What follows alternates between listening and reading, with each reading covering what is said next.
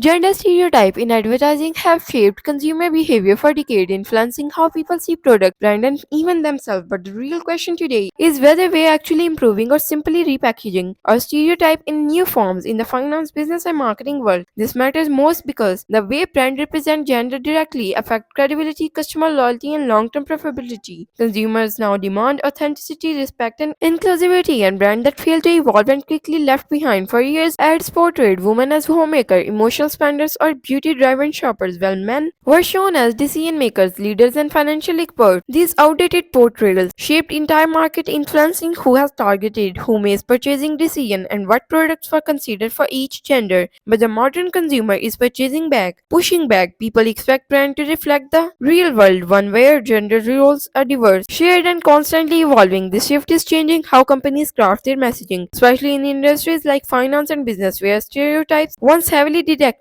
who was seen as competent or knowledgeable. Today, many brands are making noticeable progress and increasingly show women in leadership, entrepreneurship, investing, and financial planning roles. Men are shown participating in family life, wellness, and emotional conversation. This more balanced representation not only feels more relatable but also expands market reach. Once consumers see themselves accurately represented, they feel included, respected, and more connected to the brand. That emotional alignment can lead to stronger loyalty and highly lifetime value, but empowerment doesn't mean perfection. Some companies still fall into stable stereotyping, like token diversify, exaggerating empowerment messaging, or one-dimensional portrayals that try to look progressive without real substance. This type of surface-level representation, often called performative inclusive, can backfire. Audiences today are incredibly reproductive. They can tell when a brand is genuinely committed to change versus when it's simply chasing trends for intention. The brand winning right now are the ones treating representation as a long-term strategy, not a marketing movement. Social media and platforms like YouTube play a huge role in pushing this evolution. Consumers openly criticize, add highly problematic messaging and phrase campaigns that break norms and present authentic gender roles. This real-time feedback loop forces brands to rethink their creative strategies and craft messaging that align with modern value. For marketers, this is an opportunity, not a challenge. Breaking stereotypes open the door to the wider audience, long trust, and more emotionally impact campaigns. Ultimately, when I look at a gender stereotype in advertising today, the answer is yes. We are empowering slowly, imperfectly, but meaningfully. At the brand that embrace this progress rather than resist it will be the ones that thrive in the future of finance, marketing, and business.